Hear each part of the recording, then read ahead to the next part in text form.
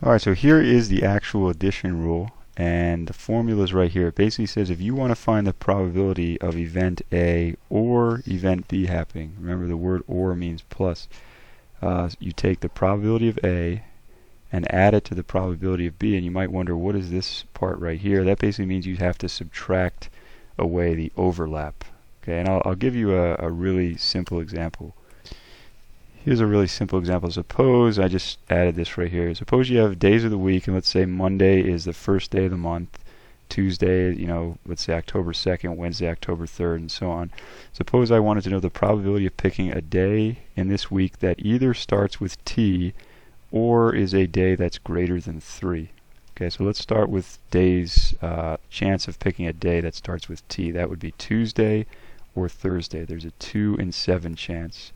The word or, okay, and then or means plus, and then we want the probability of picking a day greater than 3, which are these 4 days right here. So you have a 4 in 7 chance.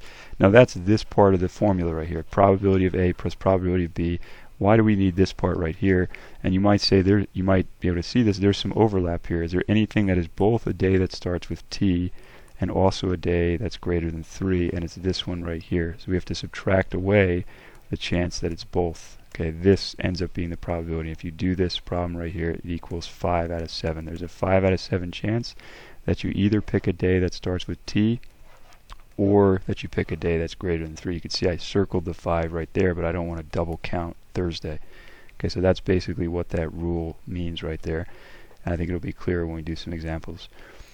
Alright, so I took this picture of cards. That's from Emory University Math Department, which I believe is a college in Atlanta, Georgia. First example, you select a card out of 52, find the probability the card is a 4 or, which means plus, or an ace. So the first question is, here's our formula. Okay, the first question is, are we even going to need to worry about this last part? Could something be a 4 and an ace at the same time? And the answer is no. There's no overlap, so we don't even need to calculate that part. We just need the probability of picking a 4.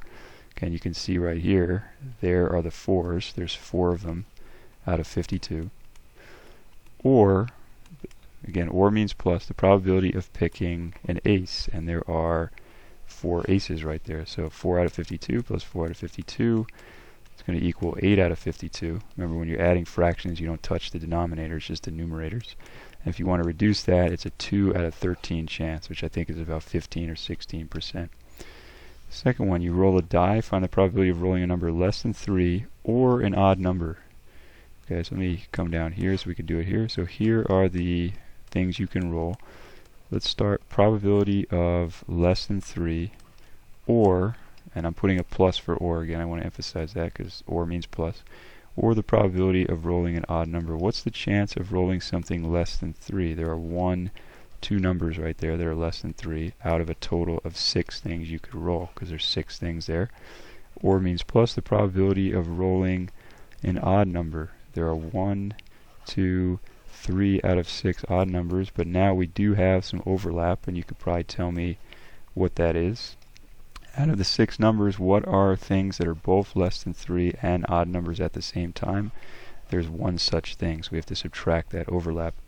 So what does this equal? 2 plus 3 is 5. 5 minus 1 is 4. So there's a 4 out of 6 chance. Or if you want to reduce that, it would be a 2 in 3 chance.